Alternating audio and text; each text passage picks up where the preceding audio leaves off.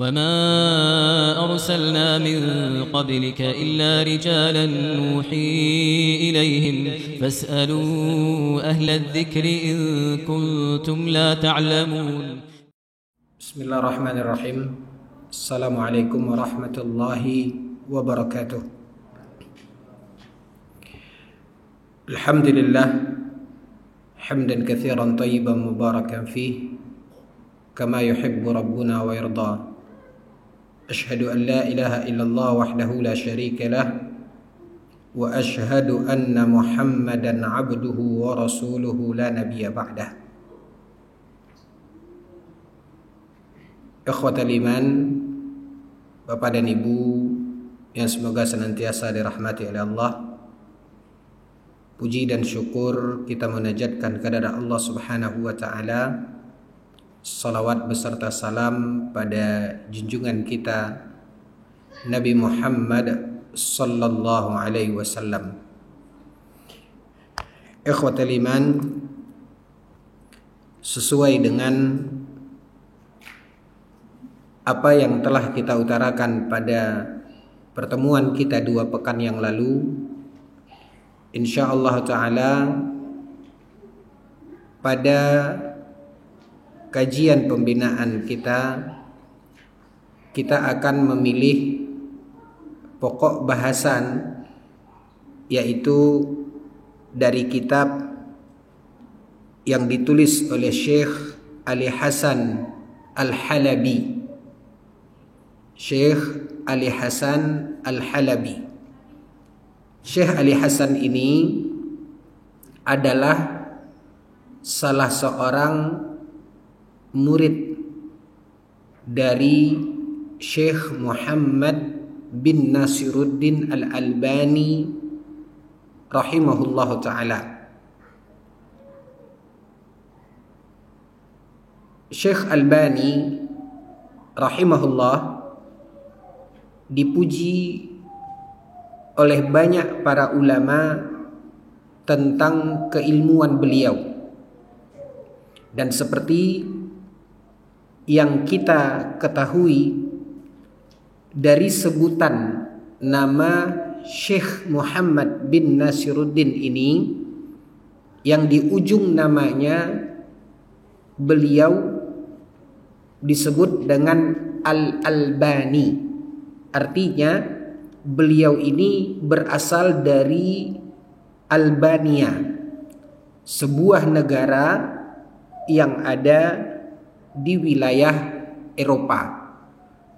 Lalu kemudian beliau dibawa hijrah oleh orang tuanya, dan sampailah beliau hingga akhir hayatnya beliau ini berdomisili di Yordania, di salah satu negara yang ada di bagian utara Jazirah Arab.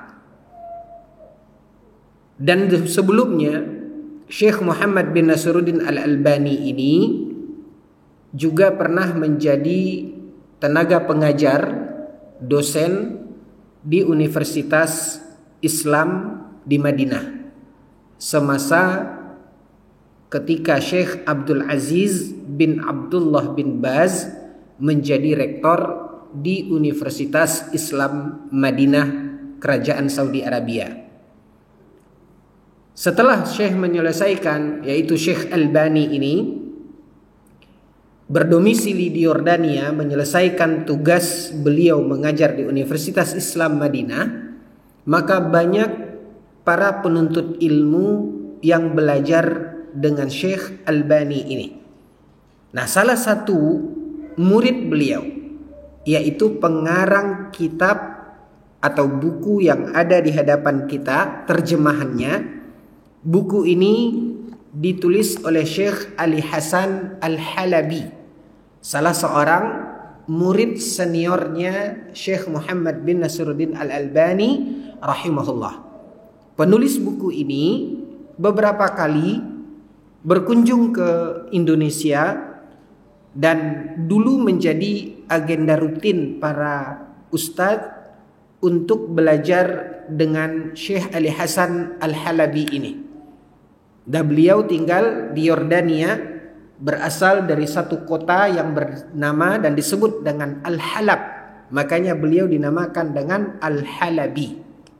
Satu kota atau wilayah di daerah Yordania. Syekh ini memiliki beberapa karangan yang cukup banyak, gambaran dari bagaimana kekuatan ilmiah yang dimiliki oleh Syekh Ali Hasan Al-Halabi ini, ya, bukti dari kesuksesan Syekh Muhammad bin Nasiruddin Al-Albani mendidik para muridnya.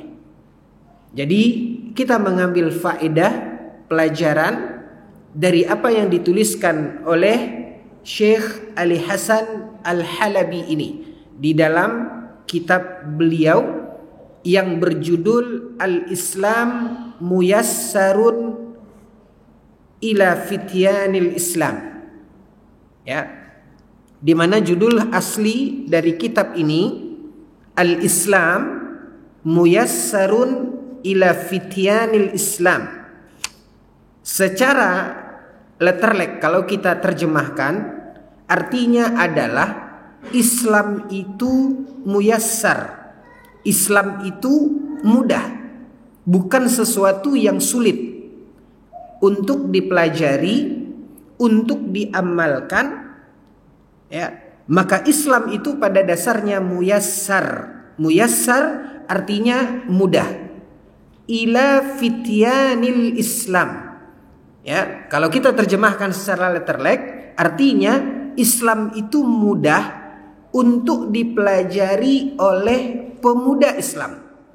Artinya bukan sesuatu yang berat, bukan sesuatu yang sulit.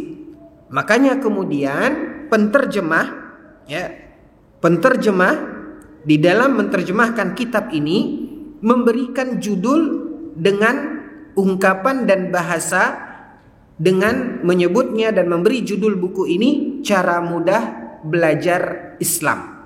Ya, ini dia buku aslinya, kemudian diterjemahkan ke edisi bahasa Indonesia, dan itu yang akan menjadi acuan dalam pembelajaran kita di kajian rutin kita ini insyaallah taala. Ya. Bagi yang sudah mendapatkan bukunya, silahkan kita melihat dan melangkah bersama-sama, ya, di dalam mempelajari dan memahami karangan dan buku dari Syekh Muhammad bin Nasiruddin dari buku Syekh Ali Hasan Al-Halabi ini. Di mana ikhwatal iman, kita lihat dulu secara global agar kita punya gambaran tentang isi dan kandungan dari buku ini. Di mana di buku ini setelah pengantar penerbit, mari kita lihat di daftar isi. Di daftar isi untuk kita punya gambaran apa inti pembahasan yang ada di dalam buku ini. Di sini ikhwatal iman, pertama yang akan dibahas adalah Allah Subhanahu wa taala. Allah Subhanahu wa taala yang telah menciptakan kita. Lalu yang kedua, pembahasannya setelah pembahasan tentang Allah Subhanahu wa taala sang pencipta, maka akan dibahas tentang Rasulullah, yaitu Nabi Muhammad sallallahu alaihi wasallam. Mengenalkan kepada kita tentang nabi dan rasul kita. Setelah pembahasan yang pertama berkaitan dengan Allah tabaraka wa taala, sang pencipta. Maka pertanyaannya, ini gambaran tadi, pembahasan pertama tentang Allah, dikenalkan kepada kita Allah. Lalu pembahasan yang kedua, Rasulullah pada halaman 8. Itu dipelajari tentang Rasulullah Muhammad sallallahu alaihi wasallam. Pertanyaannya adalah, kalau dua pembahasan berurutan ini, dari pembahasan pertama tentang Allah, lalu pembahasan kedua tentang Rasulullah, kira-kira apa acuan dan dasar sehingga Syekh Ali Hasan, penulis kitab ini, meletakkan dua pembahasan ini berurutan? Siapa yang tahu tunjuk tangan. Apa kira-kira acuannya? Kenapa dibahas Allah pertama, lalu kemudian dibahas Rasulullah? Oke, Pak Edward?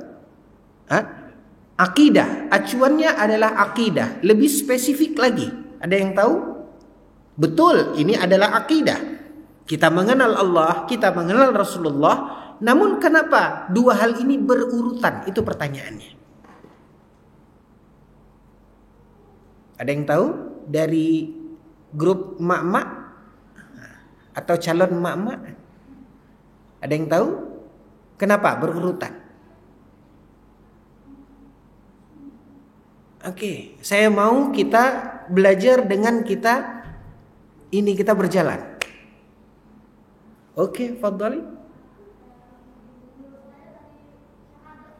Ahsanti barakallahu fiik. Dari syahadat. Syahadat yang kita ucapkan langkah pertama, dan itu adalah gerbang kita memasuki Islam. Apa yang kita baca? Asyhadu an la ilaha illallah. Ya, itu tentang Allah. Cukup? Belum. Wa asyhadu anna Muhammadar Rasulullah. Acuannya itu. Oke. Baik, ikhwatal iman. Kita masuk kepada pembahasan. Tunggu dulu, daftar isi dulu, biar kita punya gambaran secara global. Baik. Lalu kemudian datang pembahasan yang ketiga. Yaitu pembahasan tentang Islam. Ya.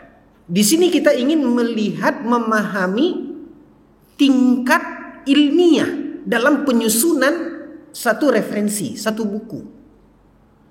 Pertama, pembahasan tentang Allah. Kedua, datang pembahasan tentang Muhammad Rasulullah. Apa acuannya? Syahadat. Ya. Lalu datang pembahasan yang ketiga tentang Islam. Stop sampai di sini. Apa kaitannya tentang Allah, tentang Rasul, tentang Islam? Kira-kira pertanyaan berikutnya, kira-kira apa acuan tiga urutan ini? Kalau dua tadi jelas syahadat. Lalu datang tentang Islam. Pertanyaannya apa acuannya? Oke? Ada yang bisa jawab?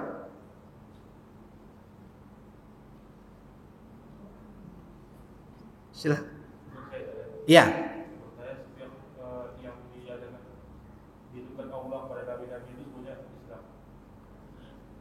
Allah sumber yang menciptakan kita, lalu diutus oleh Allah Nabi. Oke? Diutus oleh Allah Nabi.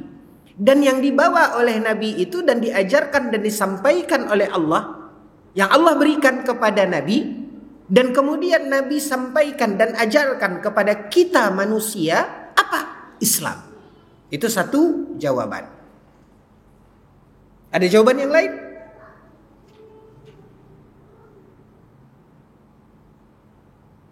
Oke, saya bantu jawab. Pertama dan kedua, urutannya syahadat. Dan ini gerbang awal kita memasuki Islam, yaitu dengan syahadat tadi. Makanya urutannya kita dikenalkan dengan Allah, lalu kita dikenalkan dengan Rasulullah, Nabi Muhammad SAW. Kenapa datang pembahasan yang ketiga tentang Islam? Kenapa kemudian berurutan tiga ini? Ketahuilah ikhwatal iman, bahwasanya akhir dari perjalanan kita setelah kematian kita, maka siapapun kita akan ditanya tentang tiga urutan ini. Sehingga selamat dari awal sampai ke akhir. Karena di akhir kita akan ditanya ketika kita telah meninggal dunia dan dibaringkan kita di alam kubur kita. maka siapapun itu akan didatangi oleh malaikat, dan malaikat itu akan bertanya. Dan inilah yang disebut dan dinamakan dengan fitnatil qabri, yaitu pertanyaan malaikat di alam kubur. Maka malaikat akan bertanya kepada masing-masing kita, siapapun kita. Di antara pertanyaan malaikat, yang pertama ditanyakan malaikat, man rabbuka? Siapa Rabbmu?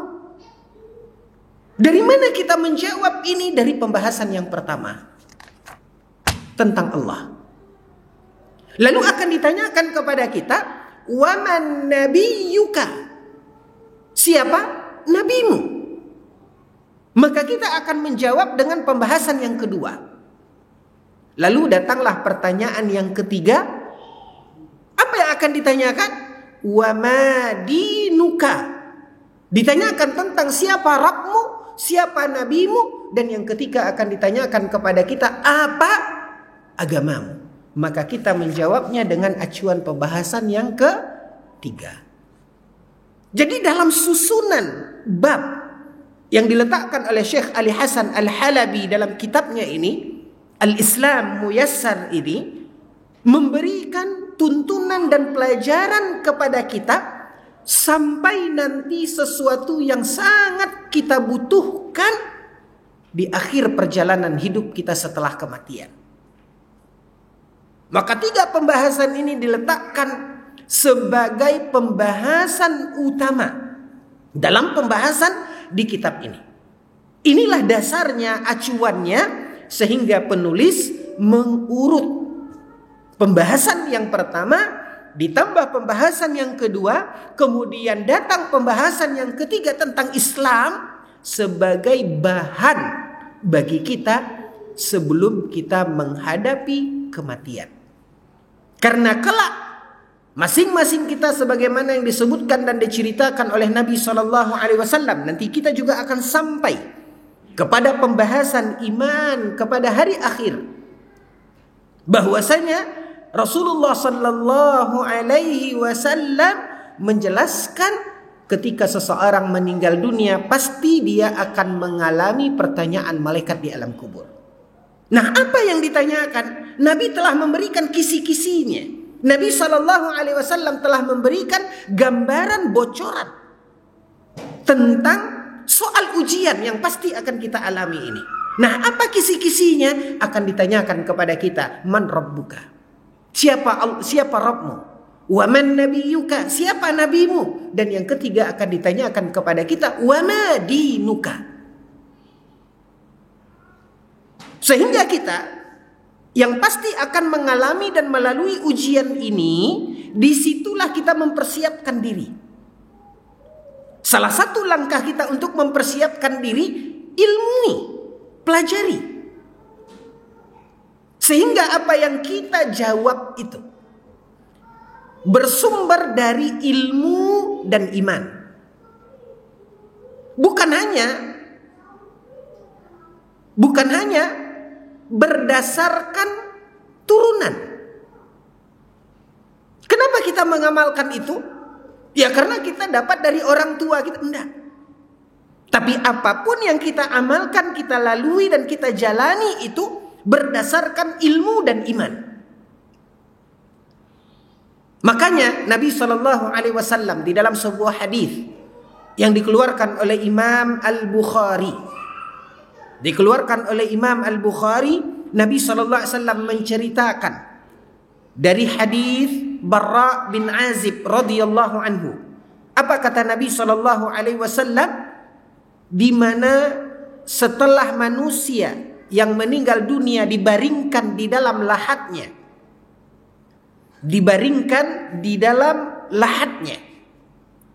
maka nanti begitu selesai proses penguburan dan orang-orang yang menguburkan pergi meninggalkannya, baru beberapa langkah mereka bergerak. Kata Nabi SAW, wa yusma'u qi'ara ni'alihim, masih terdengar bunyi langkah mereka. Fayatihi malakan, maka akan datang kepadanya dua malaikat. akan datang kepada orang tersebut 2 malaikat. Lalu malaikat itu akan bertanya kepada dia. Akan bertanya kepada orang yang meninggal dunia tersebut. Setelah kata Nabi SAW, fatu'adur ruhu ila jasadih, dikembalikan ruhnya tadi ke jasad yang sudah dikubur. Begitu kata Nabi SAW menjelaskan. Lalu kita, siapapun itu akan ditanya oleh malaikat tadi tentang 3 urutan ini. Marabbuka, siapa Rabbmu? Maka ada orang yang tidak tahu karena memang dia tidak berilmu, atau karena memang dia tidak beramal menjadikan Allah sebagai Rabbnya. Maka kata Nabi SAW, ada orang yang ketika ditanya oleh malaikat itu mengatakan, la adri. Dia mengatakan ini ungkapan dalam bahasa Arab tentang gambaran seseorang terbata-bata di dalam menjawabnya. Lalu kemudian dia mengatakan, la adri, aku tidak tahu. Ya, ini bentuk jawaban, salah satu jawaban. Kenapa? Karena mereka tidak belajar. Maka dia tidak tahu. Lalu kemudian kata Nabi SAW, ditanyakan pertanyaan yang kedua. Sama saja dia menjawab karena dia tidak pernah mengenali siapa Rasulnya. Karena dia tidak pernah belajar. Dia tidak pernah menjalankan bagaimana memposisikan Rasulullah SAW sebagai seorang nabi, sebagai seorang panutan, sebagai seorang uswah yang telah dipilih oleh Allah Subhanahu wa taala. Maka dia akan mengatakan dan dia menjawab, la adri. Aku tidak tahu. Begitu juga ketika diajukan pertanyaan yang ketiga tentang Islam. Ditanya bagaimana agamanya. Dia tak pernah mempelajari agamanya. Dia tidak pernah mengamalkan agamanya. Sehingga kemudian dia mengatakan la adri. Ini bentuk jawaban yang pertama. Nabi juga mengingatkan dan menyinggung. Ada bentuk jawaban yang kedua. Apa kata dia? Ketika ditanya kepadanya, "Man rabbuka?" Siapa Rabbmu? Lalu dia menjawab, dia mengatakan, "Sami'tu an-nasa yaquluna kadza faqultu mithla ma qalu." Dia menjawab dan dia mengatakan, "Aku mendengar orang-orang mengatakan seperti ini. Maka aku pun mengatakan seperti apa yang mereka ucapkan." Sami'tu an-nasa yaquluna kadza faqultu mithla ma qalu. Artinya, dia kadang-kadang menjalankan. Dia ada sedikit mendengar orang-orang mengatakan begini, lalu kemudian dia pun mengikutinya. Ini tipe jawaban ikut-ikutan. Artinya sesungguhnya dia tidak mengerti, dia tidak faham, dia tidak berilmu, dia tidak mempelajari, hanya selentingan mendengar orang begini, dia pun ikut. Jadi ada dua jawaban yang diceritakan oleh Nabi SAW. Orang yang menjawab itu berdasarkan ikut-ikutan. Dan sebelumnya dia menjawab, dia tidak tahu. Yang kedua, orang yang menjawab di mana dia hanya ikut-ikutan, tidak berdasarkan ilmu dan iman. Nah, yang mengkhawatirkan kita, kaum muslimin yang dimuliakan oleh Allah, apa kata Rasulullah sallallahu alaihi wasallam? Begitu malaikat mendengarkan dua jawaban ini. Yang pertama karena dia tidak tahu, yang kedua hanya ikut-ikutan. Apa kata Nabi SAW? Malaikat kemudian menghardiknya. Malaikat kemudian akan murka dan marah kepadanya. Apa kata malaikat? Ma daraita wa ma talaita. Kata malaikat, engkau tidak tahu dan engkau pun tidak pernah berusaha untuk mencari tahu.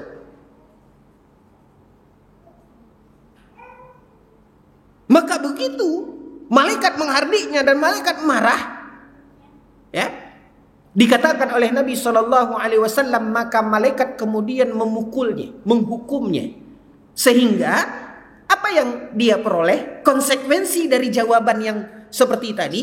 Pertama, jawaban tidak tahu, yang kedua jawaban ikut-ikutan.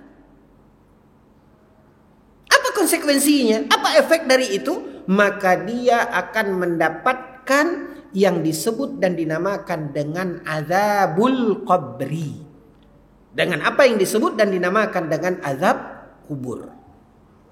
Nah, untuk selamat dari ini, makanya kitab yang mengajarkan kepada kita dan memperkenalkan kepada kita Islam dengan mudah, ini menyelamatkan kita dari awal kita masuk sampai kita keluar dari kehidupan dunia ini. Makanya diletakkan oleh Syekh Ali Hasan, dan sekali lagi ini menggambarkan kedalaman dan kejelian ilmu beliau.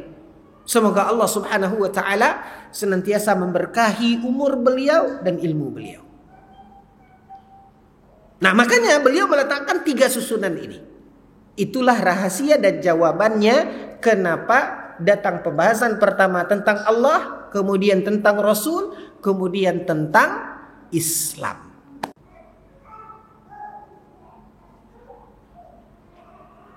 Pembahasan berikutnya, lihat lagi. Ibadah. Ya, ibadah. Apa itu ibadah? Kewajiban kita untuk beribadah. Sesuatu yang harus kita laksanakan dalam kehidupan kita. Kenapa beliau menyinggung ini pada pembahasan yang keempat? Karena yang namanya Islam itu bukan hanya teori. Seperti orang-orang mengatakan dia mengutip hadis Nabi sallallahu alaihi wasallam, tapi salah penempatan. Ya, salah penempatan. Orang-orang sering mengatakan begini. Ada wanita-wanita muslimah. Lihat. Ketika seharusnya seorang wanita menutup auratnya. Betapa banyak wanita-wanita itu muslimah, tapi dia tidak menutup auratnya. Coba kita tanyakan kepada dia. Dengan ringan dan dengan enteng sebagiannya menjawab, yang penting itu kan iman tuh di sini. Dia mengatakan begitu. Ya. Ini dia mengutip ungkapan Nabi di dalam hadis. Nabi mengatakan at-taqwa hahuna, kata Nabi. Takwa itu di sini. Itu diambil, dikutip dari ungkapan hadis Nabi, tapi penempatannya salah. Kenapa? Karena yang namanya Islam mesti diimplementasikan dengan ibadah dan ketaatan. Diimplementasikan dengan ibadah dan ketaatan. Betul seseorang, dia punya iman. Dia punya agama Islam. Tetapi apakah dia implementasikan Islam itu dalam kehidupannya? Sudahkah dia menunaikan ibadahnya? Nah, makanya ikhwatal iman, dari ibadah-ibadah tersebut ada ibadah yang wajib, bahkan menjadi bagian dari tiang agama. Ibaratnya bangunan ini, masjid ini, kalau tidak ada tiang ini ambruk. Yang disebut oleh Nabi SAW diantaranya apa? Kata Rasulullah SAW, as-salatu imaduddin. Bahwasanya salat itu adalah tiang agama. Maka kalau ada seseorang di mana dia adalah seorang mukmin, bila dia adalah seorang mukmin, seorang muslim, tapi kemudian dia menganggap bahwasanya salat 5 waktu itu tidak wajib, dan dia meninggalkan salat 5 waktu. Kenapa? Itu tidak ada atau itu tidak wajib. Itu semuanya sepakat para ulama mengatakan orang ini kafir, keluar dari Islam. Nah, bagaimana? Tinggal permasalahannya. Bagaimana dengan seseorang, dia muslim, dia mukmin, tapi dia tidak sholat Bukan karena menganggap sholat itu tidak wajib. Saya yakin sholat 5 waktu itu wajib. Tapi karena malas, dia tidak tunaikan sholat 5 waktu itu. Kalaupun dia tunaikan, bolong-bolong. Sekali-kali sholat, sekali-kali tidak. Nah, bagaimana dengan orang ini? Kalau yang tadi, seseorang yang tidak sholat dan dia mengingkari kewajiban sholat 5 waktu, sepakat semuanya para ulama mengatakan dia kafir. Dia keluar dari Islam.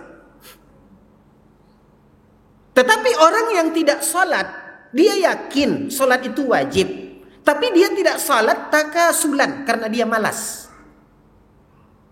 Maka orang yang seperti ini, jumhur para ulama, mayoritas para ulama, baik Imam Abu Hanifah, Imam Malik, Imam Syafi'i, dan Imam Ahmad,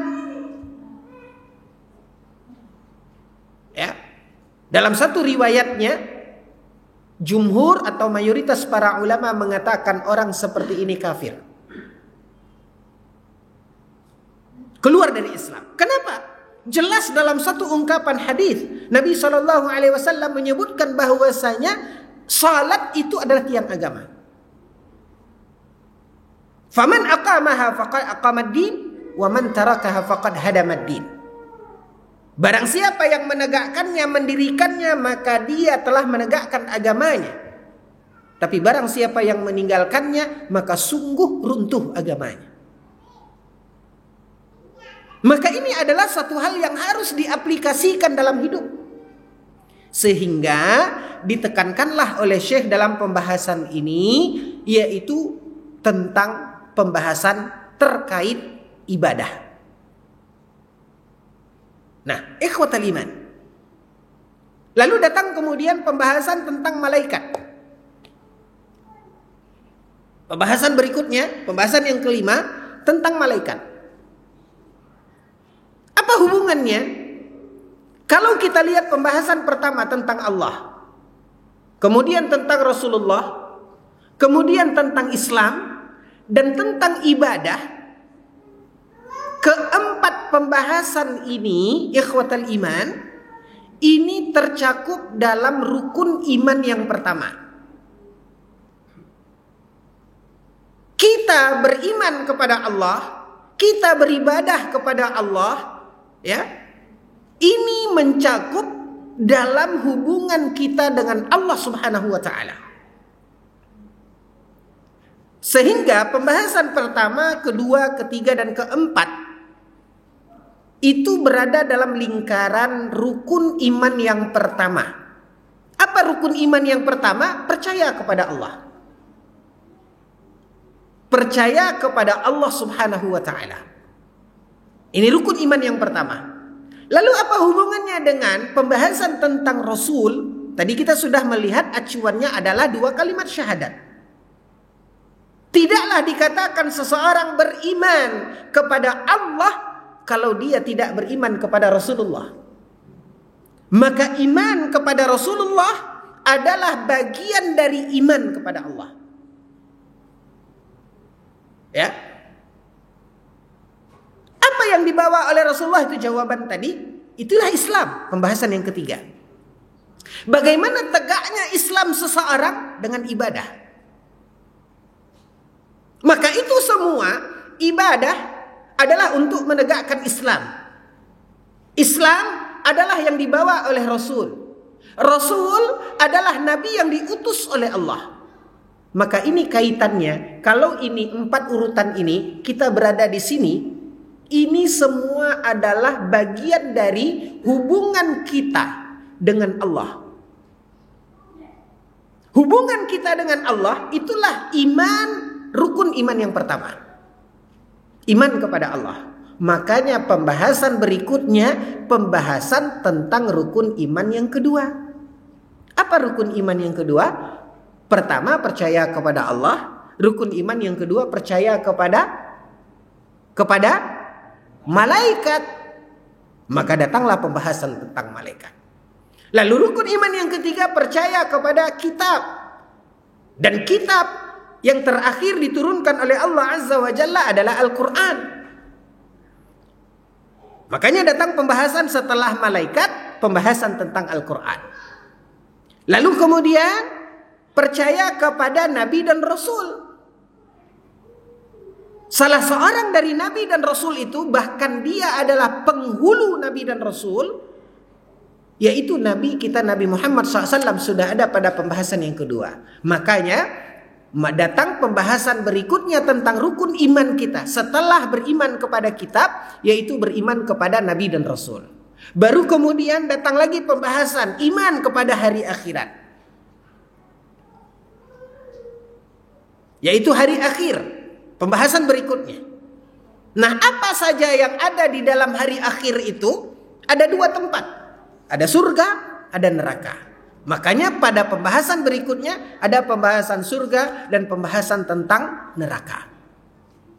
Nah, ibaratnya sampai di titik ini, ikhwatal iman, a'azaniyallahu wa iyyakum, ini adalah bagian dari pembahasan yang ada di dalam bab iman, yang menjadi bagian dari rukun iman kita. Walaupun pada dasarnya masih ada satu rukun iman lagi. Setelah iman kepada hari akhir, sebenarnya ada iman kepada apa? Qada dan qadar. Tentang takdir. Ya, tentang takdir. Kenapa di sini pada pembahasan berikutnya tidak terbahas? Karena kita tahu bahwasanya setelah surga, neraka, kemudian masuk pada pembahasan wudu. Pembahasan spesifik pada ibadah. Kemudian ada salat, ada ilmu, ada puasa Ramadan, ada zakat, ada haji, ada berbakti kepada orang tua, ya. Kemudian ada pembahasan tentang sahabat Rasulullah, ada pembahasan tentang adab, ada pembahasan tentang masjid, ada pembahasan tentang doa, tentang pakaian, tentang jihad, tentang kematian. Kok tidak ada pembahasan dalam bab qada dan qadar? Ya. Karena datang pembahasan setelah surga dan neraka, iman kepada hari akhir, itu pembahasan yang boleh dikatakan berkaitan dengan rukun Islam lagi. Tentang salat, tentang puasa, tentang zakat, kan begitu tadi urutannya. Kenapa? Apakah ini menggambarkan bahwasanya sebenarnya rukun iman itu bukan 6, tapi rukun iman itu cuma 5? Tidak. Tidak menunjukkan. Jadi kenapa rahasianya? Kenapa tidak dibahas? Iman kepada qada dan qadar, kalau kita lihat secara detail nanti dalam pembahasan tentang surga dan neraka, di situ diselipkan juga iman kepada takdir.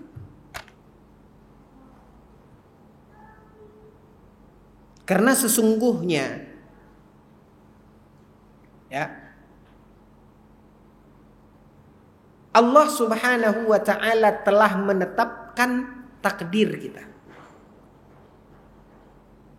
Kapan ditetapkan oleh Allah takdir? Dan ini yang harus juga kita imani. Di mana Rasulullah sallallahu alaihi wasallam menyebutkan dalam sebuah hadis, ketika terjadi cikal bakal manusia yang Allah Subhanahu wa ta'ala ciptakan dalam pertemuan laki-laki dan perempuan, lalu terjadilah cikal bakal manusia yang diawali oleh Allah Subhanahu wa ta'ala penciptaannya dari nutfah, dari mani. Lalu terjadi pembuahan. Proses kejadian manusia dari nutfah Maka kemudian terjadi pembuahan dan kemudian berubah menjadi alaqah. Alaqah, kalau kita lihat terjemahannya dalam Al-Quran, Allah Subhanahu wa ta'ala berfirman, Iqra bismi rabbikal ladzi khalaq, khalaqal insana min alaq. Ini yang disebut dan dinamakan dengan alaqah atau alaq. Maka dia akan menjadi segumpal darah. Lalu segumpal darah tadi berproses lagi, berjalan dan berkembang, mengikuti waktu kehamilan seorang ibu, maka dia menjadi mudghah, segumpal daging. Maka ketika masa kehamilan seorang wanita sebelum memasuki masa 120 hari, masa kehamilan 120 hari, maka Allah Subhanahu wa ta'ala memanggil satu malaikat. Nanti akan kita juga singgung pada pembahasan malaikat. Maka Allah Subhanahu wa ta'ala sebelum Allah meniupkan roh pada janin itu, sebelum Allah meniupkan roh pada janin itu, fa'amara bikat birizqihi wa ajalihi wa saqiyun huwa am sa'id. Maka malaikat yang dipanggil oleh Allah sebelum ditiupkan ruh pada janin, kapan ditiupkan? Pada masa usia kehamilan seorang ibu 120 hari. Maka sebelum ditiupkan ruh, Allah Subhanahu wa ta'ala menulis, disuruh malaikat tadi untuk menulis. Apa yang ditulis? Tentang rezekinya. Tentang rezekinya, yaitu rezeki orang yang akan ditiupkan ruh. Jadi Allah sudah tentukan itu.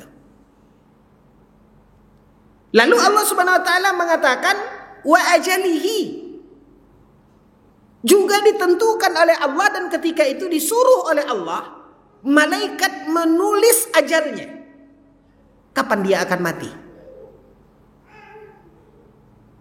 Lalu kemudian disuruh juga oleh Allah untuk menulis dan menetapkan apakah dia ini bahagia atau sengsara. Bahagia atau sengsara yang dimaksudkan di sini bukan terkait kehidupan dunia. Bahagia dengan melimpah harta, sengsara karena dia kesulitan, himpitan ekonomi, bukan ini maksudnya. Karena hal yang berkaitan dengan kehidupan dunia itu sudah ditulis pada bagian rezeki. Tapi apa yang dimaksudkan dengan bahagia dan sengsara ini? Maksudnya adalah apakah kita ini bakal masuk surga atau apakah kita ini bakal masuk neraka, itu sudah tertulis di dalam takdir kita. Itu yang dimaksudkan oleh Nabi SAW. Apakah dia kelak akan bahagia ataukah dia kelak akan sengsara? Itu sudah ditetapkan.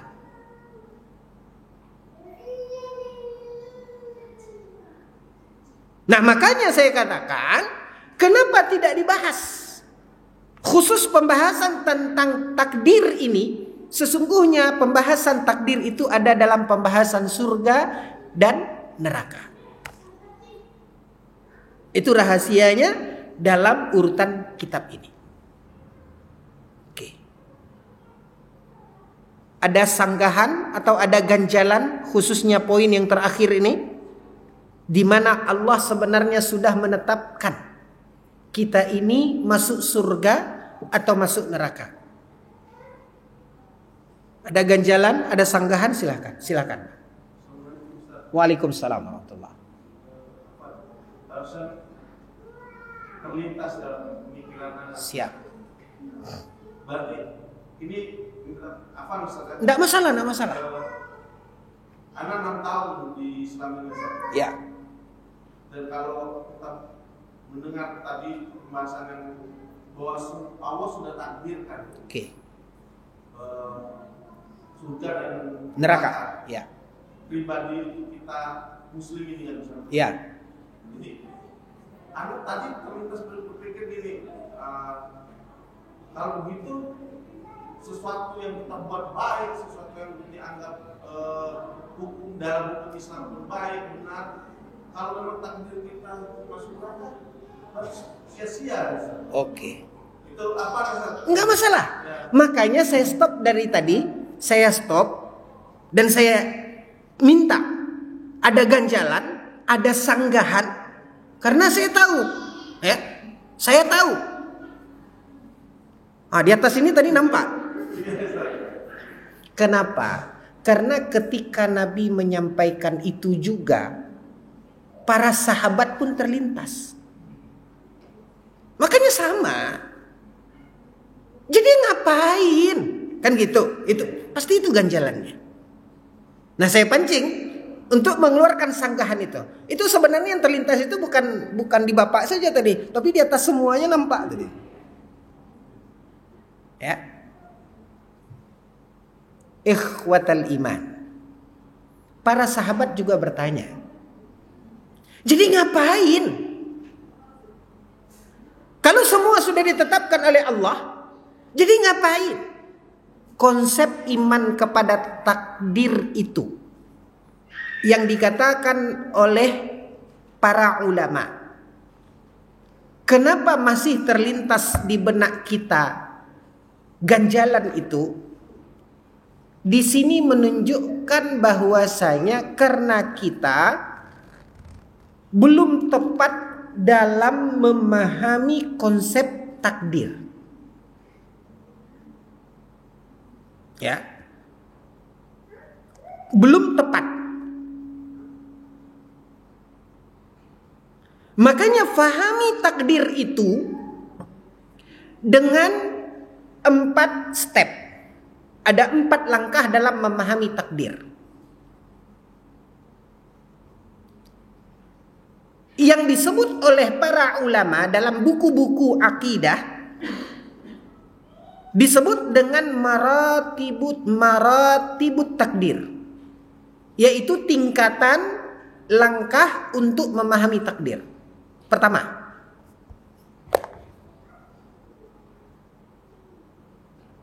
imani bahwasanya Allah Subhanahu wa taala Maha mengetahui.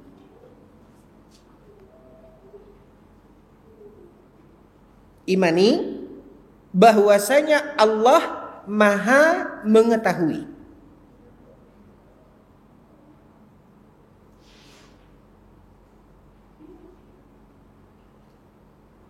Oke. Allah itu Maha mengetahui. Mengetahui sesuatu yang belum terjadi. Dan kalau Allah tetapkan itu terjadi, bagaimana terjadinya? Allah tahu enggak? Allah tahu. Memang ini ditulis, ditetapkan sebelum ditiupkan ruh pada diri kita. Dan Allah Subhanahu wa taala Maha mengetahui di mana 6 tahun yang lalu, kan gitu. 6 tahun yang lalu. Sementara ini proses ditulis itu berapa tahun yang lalu? Berapa usianya, Pak? 34 tahun. 34 tahun yang lalu kurang berapa bulan itu? 120 hari itu kehamilan 4 bulan ya. Kurang 5 bulan. Itu sudah ditulis oleh Allah. Maka Allah ketika menulis itu, Allah tahu apa kejadian 6 tahun yang lalu. Padahal itu jauh loh, 34 sekian tahun sekian bulan. Ditulis, ditetapkan oleh Allah, dan yang Allah tulis itu Allah sudah tahu. Jadi, kalau begitu buat apa Kita berbuat mengamalkan Islam ini seperti ini, seperti ini. Kalau Allah tetapkan kita masuk neraka, sia-sia dong yang kita amalkan. Makanya fahami takdir itu ditulis oleh Allah, yakini bahwasanya Allah Maha mengetahui. Sehingga kalau Allah menetapkan sesuatu berdasarkan ilmunya, kira-kira mungkin nggak error dari apa yang Allah tulis dengan apa yang terjadi? Nggak mungkin. Kenapa? Karena Allah menetapkan itu, Allah Maha mengetahui. Ditetapkan oleh Allah berdasarkan ilmunya. Makanya yakini pertama Allah Maha mengetahui. Yang kedua,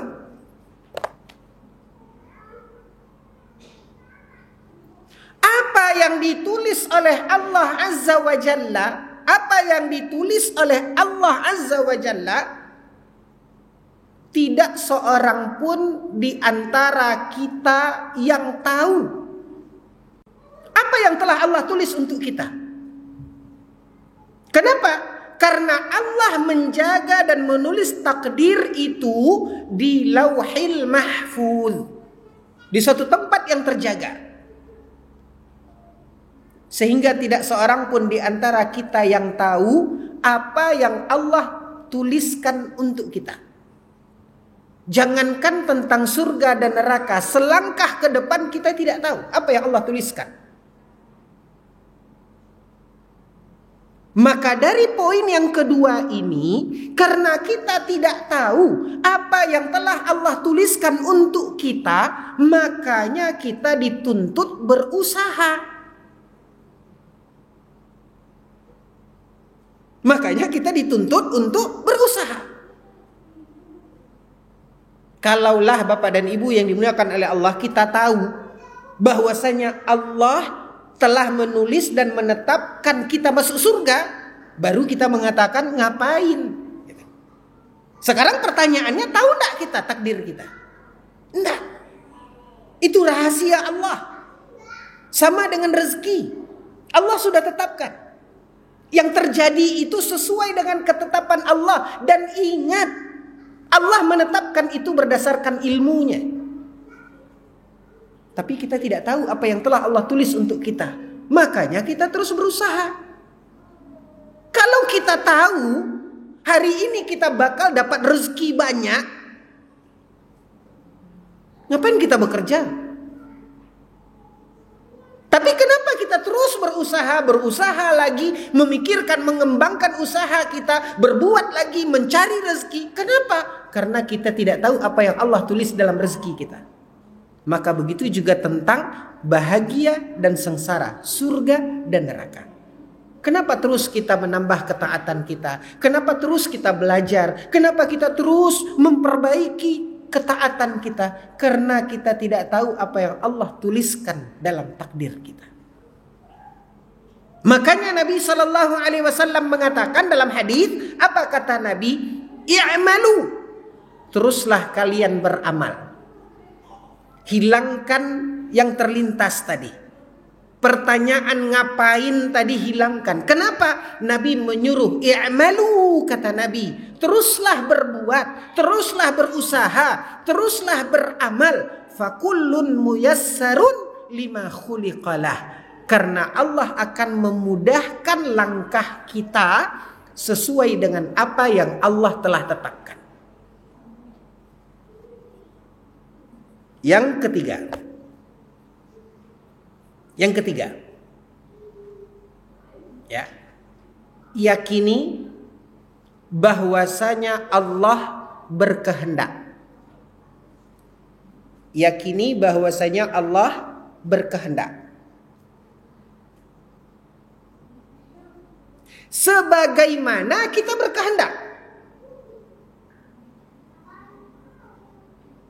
Sebagaimana kita berkehendak. Contoh. Saya berikan contoh. Ini ada minum. Saya ingin minum, itu kehendak saya. Karena berbicara dari tadi saya haus. Ada kehendak dan keinginan untuk minum. Oke? Maka bagaimana saya bisa untuk mewujudkan kehendak tadi? Saya harus raih. Ada usaha. Lalu saya harus memutar ini. Membukanya. Cukup? Belum. Lalu saya harus tuangkan ke mulut. Lalu saya harus telan. Itu bagian dari ikhtiar dan usaha. Untuk mewujudkan kehendak, keinginan. Tapi ingat kata Allah, wa ma tasyauna illa an yasha Allah. Apapun yang kita inginkan itu tidak akan mungkin terwujud kalau Allah tidak menginginkan. Makanya lihat bagaimana ketika kita lapar, otak kita menghendaki bahwasanya kita harus makan. Otak kita berpikir menyuruh anggota tubuh kita untuk mengambil makan, menyuap. Otomatis gigi kita menghancurkan makanan, kemudian kerongkongan kita membuka ruangnya dan menelan makanan itu. Ada usaha untuk mewujudkan keinginan. Tapi ingat, tidak semua keinginan kita itu akan terwujud kalau Allah Subhanahu wa taala tidak menghendakinya. Bisa saja kita ingin minum, kita ambil lalu airnya tumpah, tidak jadi minum. Allah tidak menghendaki. Apa rahasianya di poin yang ketiga ini? Apa rahasianya? Lihat bahwasanya hidup kita ini bukan seperti buah catur. Kalau kita melihat salah dalam melihat takdir, seolah-olah kalau Allah tetapkan, lalu kemudian kita menjalani, kalau kita salah menjalaninya lalu Allah azab kita, pasti terlintas lagi nanti.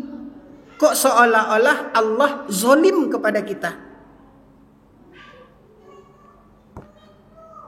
Kalau kita mengibaratkan dan membayangkan bahwasanya hidup kita ini seperti buah catur,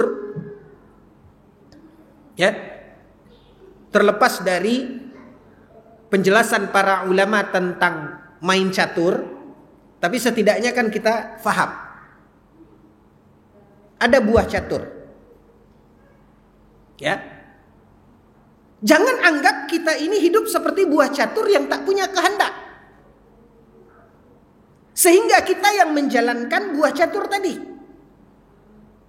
Kuda berjalan letter L-nya ke kiri ke kanan. Siapa yang memainkan? Pemain caturnya. Ya. Maka kalau kita anggap hidup kita ini seperti buah catur yang tidak punya kehendak, lalu terjadi kesalahan. Ibaratnya kita yang melompatkan kuda tadi ke kiri disebabkan langkah yang kita buat pada kuda yang tidak punya kehendak ini, lalu kemudian kita kalah. Langsung skakmat. Kalah kita. Lalu kita marah ke kudanya. Oh, dasar ini kuda nak becus ini. Bodoh. Kenapa? Karena kuda tidak punya kehendak. Kalau kita membayangkan kehidupan kita manusia ini bagaikan buah catur, kita akan terjerumus kepada poin menganggap bahwasanya Allah zalim mengazab kita. Seorang mencuri, kenapa dia mencuri? Kan takdir Allah, kan begitu. Lalu begitu dia menjalani itu, ya, dia menjalani itu, kemudian dia dihukum, dia diazab, maka Allah zalim. Disinilah fahami konsepnya apa? Konsepnya adalah kita ini punya kehendak. Maka atas dasar kehendak kita tadi, seperti seorang pencuri tadi, dia punya kehendak, dia mencuri dan dia lakukan itu karena poin inilah Allah berhak untuk mengazabnya. Maka dikatakan, wa ma tasyauna illa an yasha Allah. Allah tidak apa yang kalian kehendaki itu tidak akan terwujud kecuali dengan kehendak Allah. Bila Allah menghendakinya. Barulah yang keempat, ikhwatal iman, bahwasanya Allah Subhanahu wa taala menciptakan itu dalam kehidupan kita. Baru terjadi. Jadi fahami, Allah Maha mengetahui, Allah menulis itu di Lauhil Mahfuz dan kita tidak tahu, makanya kita terus dituntut, diminta untuk berusaha. Yang ketiga, kita harus memahami dan meyakini bahwasanya apapun yang terjadi kita punya kehendak. Atas kehendak kita itulah kita bertanggung jawab. Walaupun kita sadar tidak semua kehendak kita itu terjadi kalau Allah Subhanahu wa taala tidak menghendakinya. Dan yang keempat, barulah itu terjadi dalam kehidupan kita. Nah, kalau kita memahami takdir tadi dengan 4 langkah ini, maka itulah langkah yang tepat dan benar dalam memahami iman kepada qada dan qadar Allah Subhanahu wa taala.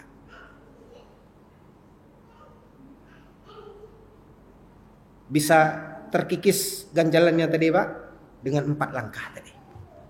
Nah, itu dia. Oke, ada lagi ganjalan? Silakan dari sini dulu. Fadhal.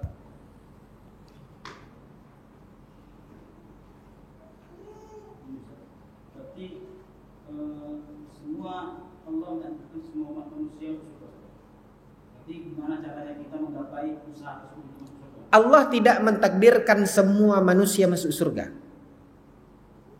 Tapi Allah mentakdirkan, ada yang ditakdirkan oleh Allah masuk surga, ada yang ditakdirkan oleh Allah masuk neraka. Kan gitu. Sekarang permasalahannya, kita tahu enggak apa yang Allah garis tetapkan untuk kita? Kan enggak.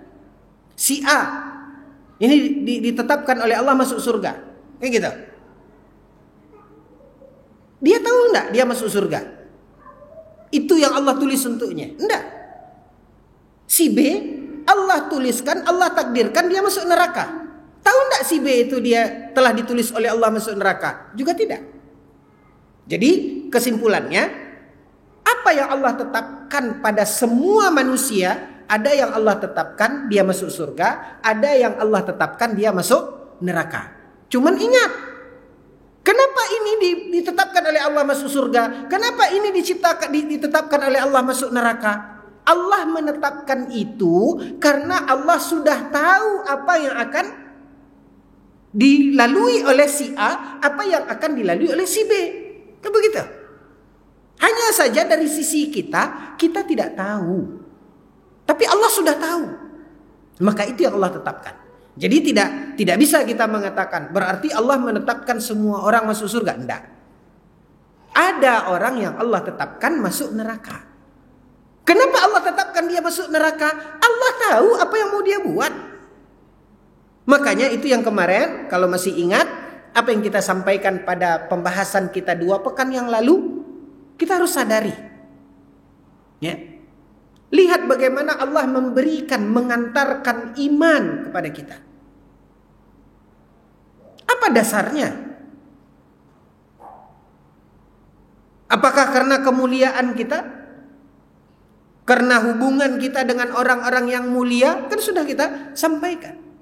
Lihat, Allah tidak memberikan iman kepada ayahnya Nabi Ibrahim.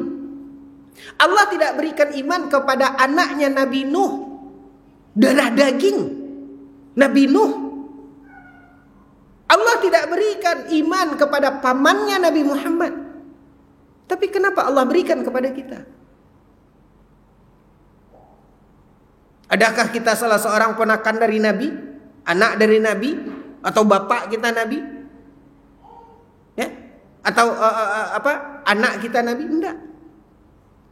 Ini bukti bahwasanya Allah telah memilih kita. Dan itu sudah Allah tetapkan. Itu yang saya katakan tadi, 34 tahun yang lalu Allah sudah tahu apa yang terjadi 6 tahun yang lalu. Makanya Allah sudah menulis itu. Karena kita tidak tahu, kita menjalani dan terus berusaha sebaik mungkin. Hanya itu. Jadi tidak kita mengatakan Allah menetapkan, Allah tulis semua masuk surga. Tidak. Ada yang Allah tuliskan dan tetapkan dia masuk neraka. Tapi kenapa Allah tulis dia masuk neraka? Karena Allah menulis itu, Allah tahu apa yang akan dia jalankan. Apa yang dia akan lalui. Nah ini dia yang tepat dalam konsep memahami takdir tadi. Silakan, kedua.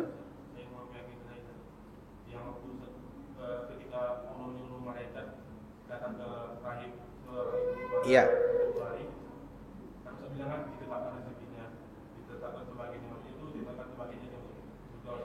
Iya. Apakah di situ orang diberitahu? Oh enggak. Enggak. Makanya tadi itu ditulis, lalu ditulis itu di Lauhil Mahfuz. Tidak seorang pun di antara kita yang tahu apa yang telah Allah tulis untuk kita. Apa yang ditulis oleh Allah untuk kita. Tidak seorang pun di antara kita yang tahu. Makanya dari poin itu kita terus selalu dituntut untuk berusaha. Oke? Lagi. Dan nanti kalau orang yang masuk, kan ditanya tiga pertanyaan tadi. Ya. Siapa namamu? Apa namamu? Siapa namamu? Apa kitabmu? Jadi bagaimana nanti? Siapa Rabbmu? Ya. Jadi nanti bagaimana orang yang di pedalaman yang belum mengenal Islam? Oke. Sementara dia belum pernah mengenal, Ya. belum pernah diajak ke itu. Baik. Ikhwatal iman. Biar aja enggak apa-apa. Ya. Jadi bagaimana dengan orang yang belum sampai kepadanya dakwah, kan itu? Nanti dia akan ditanya. Nah, ikhwatal iman. Ada di dalam perjalanan kehidupan manusia itu, kalau memang dia adalah orang-orang yang belum sampai kepadanya dakwah, kalau memang seperti itu, Allah Subhanahu wa ta'ala pasti punya kehendak dan ketetapan khusus untuk orang kalau memang dia betul-betul seperti itu. Ya. Sekarang kalau kita lihat, coba sebutkan kepada kita di mana tempatnya itu. Nah, itu. Di mana orang yang memang tidak sampai sama sekali oleh dia. Di mana itu? Coba tunjukkan ke kita. Kalau memang ada wilayah, negeri, daerah ya yang kita sebut pedalaman itu, sekarang rasanya sepedalam-pedalaman juga ya, mereka kenal TikTok kok. Yang gitu. Orang-orang pedalaman itu sampai informasi kepada mereka. Di mana? Memang kalau kita bayangkan, kalau kita berandai-andai, andaikan memang ada seseorang yang memang sama sekali tidak sampai kepadanya itu, Allah pasti punya perlakuan khusus. Kenapa? Karena konsep dasarnya laisa bidzalamil lil abid. Allah tidak pernah menzolimi hambanya. Kalau itu memang ada. Tapi permasalahannya, ikhwatal iman, berbeda orang yang sebenarnya sampai ke dia, ya, tapi dia tidak menerima. Berbeda kondisinya dengan memang orang itu memang tidak sampai ke dia. Kalau tidak sampai ke dia, pasti Allah punya perlakuan khusus. Allah Allah yang lebih tahu betul atau tidak seperti itu kondisi dan keadaannya. Kenapa kita mengatakan begitu? Karena Allah pada prinsipnya laisa bidzallamin lil abid. Allah tidak pernah menzalimi hambanya. Itu kuncinya. Nah, makanya kalau pertanyaannya seperti itu, andaikan itu ada, yakini bahwasanya Allah pasti punya perlakuan khusus. Wallahu ta'ala alam. Ada ganjalan lagi? Nah. Poin 4. Ya. Poin 4 tentang ibadah. Tentang ibadah. Baik. Jadi hubungannya, kaitannya di sini nanti lihat di memahami takdir. Langkah yang keempat. Langkah yang keempat, fahami bahwasanya Allah menulis itu berdasarkan Allah Maha mengetahui. Allah tulis itu di Lauhil Mahfuz. Yang ketiga, kita punya kehendak. Poin yang kedua ini gini. Saya ini kan cara untuk memahaminya. Jadi ada 4 langkah tadi. Yakin bahwasanya Allah menulis itu Allah Maha mengetahui. Ya. Poinnya adalah tidak ada satupun yang Allah tetapkan itu akan error. Kenapa? Allah menetapkan itu berdasarkan ilmunya. Maka nggak bakal error. Nggak akan ada yang meleset. Kenapa? Allah tahu. Ini pelajaran yang dari poin pertama. Yang kedua, Allah menulis itu di Lauhil Mahfuz. Tidak seorang pun di antara kita yang tahu apa yang Allah tuliskan untuk masing-masing kita. Poinnya adalah, makanya kita dituntut untuk terus berusaha. Berusaha dalam mencari rezeki, berusaha di dalam menggapai surga. Yang ketiga, kita punya kehendak. Walaupun kita tahu bahwasanya tidak semua yang kita kehendaki itu akan terjadi kalau Allah tidak menghendakinya. Apa poinnya pelajaran di sini?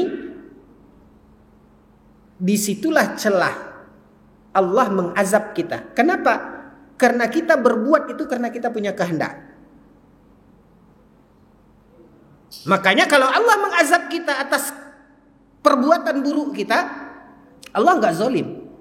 Kenapa Allah menghukum orang yang berbuat dosa? Karena dia menghendaki berbuat dosa itu. Atas celah inilah Allah mengazabnya. Makanya Allah tidak menzaliminya. Yang keempat, barulah Allah ciptakan. Barulah itu terjadi dalam kehidupan kita. Yang terjadi dalam kehidupan kita, apa yang telah Allah takdirkan. Apa yang telah Allah tetapkan. Itu pelajarannya. Ya. Poin yang keempat, barulah Allah Subhanahu wa taala menciptakan. Kuncinya Allah menciptakan itu, semua itu sesuai dengan apa yang telah Allah takdirkan. Sudah, Pak? Oke. Itu gambarannya. Jadi secara umum inilah gambaran dari pembahasan di dalam kitab ini. Sudah 2 kali pertemuan, belum juga kita masuk lagi. Itulah dia, pelan-pelan belajar. Kenali dulu pembahasan secara global dari buku ini. Ya. Namun karena keterbatasan waktu, mungkin sampai di sini saja pembahasan kita. Oke, ada pertanyaan lagi?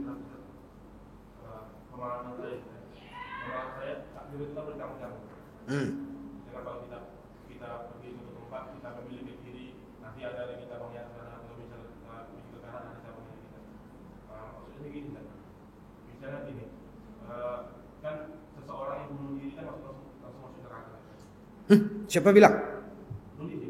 Orang bunuh diri langsung masuk neraka? Enggak. Nanti saya luruskan. Lanjut dulu.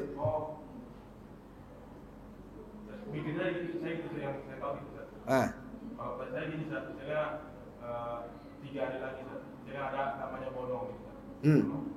Tiga hari lagi.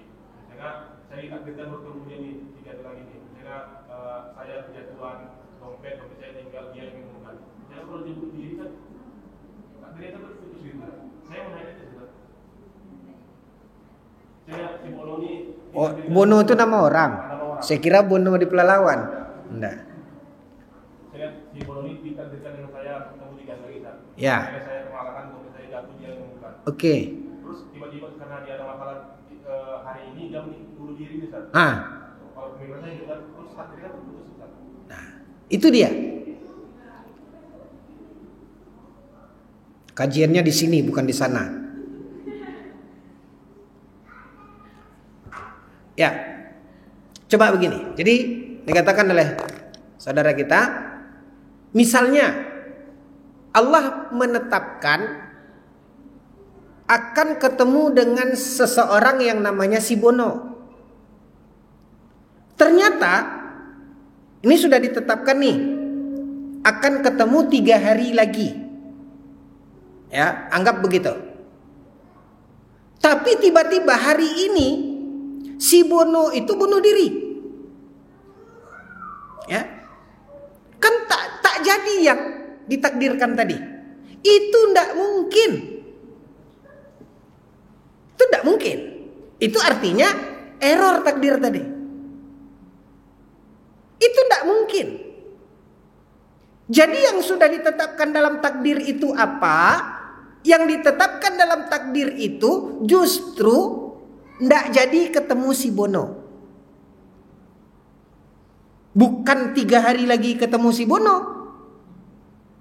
Tapi yang ditulis dalam takdir antum adalah ndak jadi atau ndak pernah kenal dengan yang namanya si Bono. Kenapa? Sebelum bertemu si Bono itu sudah bunuh diri. Itu yang ditetapkan. Jadi ndak akan mungkin ditetapkan begini, yang terjadi berbeda. Ndak mungkin. Lihat langkah pertama tadi apa? Allah Maha mengetahui. Ya. Makanya ndak mungkin. Sehingga apa? Itu yang saya katakan tadi. Dari poin pertama tadi, pelajarannya apa? Pelajarannya adalah bahwasanya tidak mungkin takdir itu error. Tidak mungkin meleset. Kenapa? Allah Maha mengetahui. Kunci awalnya itu. Baik. Terakhir, terkait dengan orang bunuh diri. Dia langsung masuk neraka. Salah. Ya. Nanti kita akan lebih ulas ini secara detail. Kita tahu bagaimana besarnya dosa bunuh diri. Tapi apakah ketika seseorang berbuat dosa dia keluar dari Islam? Seorang berbuat dosa, apakah dengan dia melakukan dosa itu dia keluar dari Islam? Satu hari ada orang meninggal. Lalu kemudian Nabi tidak mau menyolatkannya. Tapi Nabi bilang kepada para sahabatnya, kata Nabi SAW, salli ala akhikum. Kata Nabi SAW, kalian saja yang menyolatkan saudara kalian ini. Karena dia melakukan perbuatan salah, perbuatan dosa, Nabi tidak mau menyolatkannya. Tapi Nabi tetap menyuruh sahabat untuk menyolatkannya. Artinya apa? Orang yang berbuat dosa itu tidak kafir. Termasuk juga bunuh diri. Makanya antum lihat, pernah tidak antum bertemu kasus seseorang bunuh diri, seorang muslim? Pernah dengar? Pernah lihat? Kalau antum pernah lihat, pertanyaannya, kita mandikan, kafankan, sholatkan, kuburkan atau tidak? Tetap disolatkan, tetap dikafankan, tetap dikuburkan. Di areal perkuburan mana? Muslim. Ini menunjukkan walaupun seseorang bunuh diri itu dia tetap muslim. Tidak bisa kita menetapkan sebesar dan seberat apapun dosa seseorang, selama dosa itu bukanlah dosa yang mengeluarkan dia dari iman, maka prinsipnya adalah kita mengatakan tahta masyiatillah. Dia ini tergantung kepada kehendak Allah. Selama dia masih berada dalam lingkaran Islam, tidak keluar dari Islam, tidak keluar dari iman, maka tidak boleh kita menetapkan dia ini pasti surga, pasti neraka, tidak bisa. Karena kita tidak tahu. Itu bukan wewenang kita. Maka katakan pada seseorang yang walaupun dia meninggal dunia, contoh dalam bunuh diri tadi, ya, dia ini adalah mu'minun bi imanihi wa fasikun bi kabiratihi. Dia ini meninggal dengan iman yang masih ada di dirinya, dan karena dosanya tersebut dia dihukum fasik. Nanti kita juga akan masuk pada pembahasan lain dari buku ini, yaitu tentang bagaimana konsep akidah di dalam melihat antara seorang yang berbuat dosa dengan hal-hal yang mungkin bisa mengeluarkan orang dari iman. Itu nanti ada pembahasannya setelah ini, yaitu pembahasan tentang pembatal keimanan. Ya, sehingga apabila seorang melakukannya, dia dihukum keluar dari iman, dia dihukum kafir. Nah, kalau dia mati dalam kekufuran itu bisa. Tapi kalau kita berbicara tentang seorang muslim, seorang mukmin, bagaimanapun dosa yang dia lakukan termasuk dia bunuh diri, itu tidak ada wewenang kita untuk memastikan dia pasti masuk neraka.